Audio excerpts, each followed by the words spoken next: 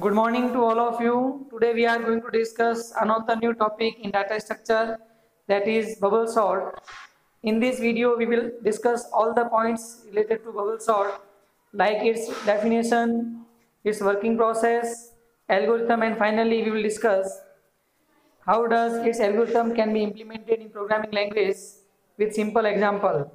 So to clear your all the doubts related to this topic, watch this video carefully till the end. Now let us discuss introduction of bubble sort. In short and simple language, we can say that bubble sort is one of the simplest sorting algorithm among all other sorting process or algorithm in data structure. Why we can say that? Because in bubble sort there will be every time comparison between two consecutive, or we can say two neighboring element or adjacent element when they are not in specific order, or we can say correct order. Here specific or correct order means the element of given array must be either in ascending or descending order. Whenever they are not in ascending or descending order, that means there will be swap. This process will be repeated until the given unsorted array becomes sorted. How we can say that the now given unsorted array is becomes sorted? So for this you have to check that every element of given array have no swap or no change. That means we can conclude the given unsorted array is now become sorted. This sorting algorithm is only suitable for smaller size of array. Why? Because its average and worst case complexity is only n square.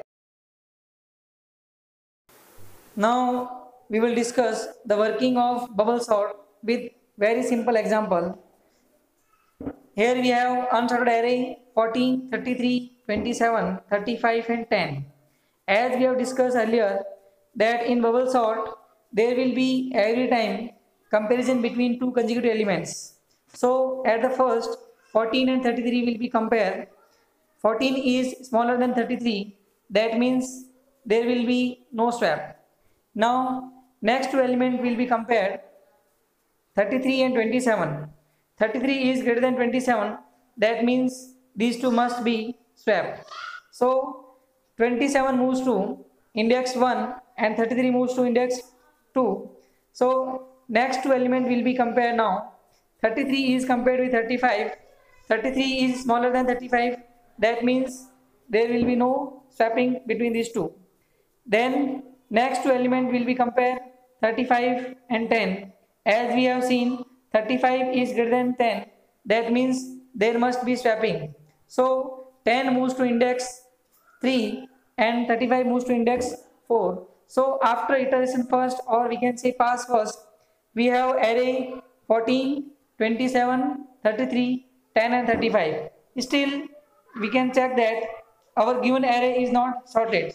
So the same process will be repeated for next iteration or next pass. After iteration 1 or pass 1, we can see that the given array is not still sorted. So we have to repeat the same process in iteration 2 or in pass 2. So for this first two element 14 and 27 will be compared. As we can see, 14 is smaller than 27, that means there will be no swapping between these two. Then after 27 will be compared with 33. 27 is smaller than 33, then we can say there will be no swapping between these two. Then after next two element 33 and 10 will be compared. 33 is greater than 10, that means they will swap. Here 10 moves to index 2 and 3 moves to index 3. Then after 33 will be compared with 35. 33 is smaller than 35, that means there will be no swapping. So we can say after iteration 2 or pass 2, still given array is not sorted. So the above process will be repeated for the next pass 3 or iteration 3. Now in iteration 3 or pass 3, again the above process will be repeated. At the beginning 14 will be compared with 27. 14 is smaller than 27, that means they will not swap. Then after 27 will compare with 10. As we can see, 10 is smaller than 27. That means these two will be swapped. So 10 moves to index 1 and 27 moves to index 3. Then after 27 will be compared with 33. 27 is smaller than 33. That means they will not swap. Then after 33 will be compared with 35. As we can see, 33 is smaller than 35. That means they will not swap. So after pass 3 or iteration 3, still we can see that given array is not sorted. Hence, we can say the above process will be repeated for the next iterations. In pass 4, the same process will be repeated. Hence, we can say the comparison will start at the beginning. Now, 14 will compare with 10. As we can see, 14 is greater than 10. That means these two must be swapped. So, 10 moves to index 0 and 14 moves to index 1. Then after 14 will be compared with 27. As we can see, 14 is smaller than 27. That means there will be no swapping between these two. Then 27 will compare with 33. Again 27 is smaller than 33. Then there will be no swapping. Then after 33 will be compared with 35. Again 33 is smaller than 35. That means there will be no swapping between these two.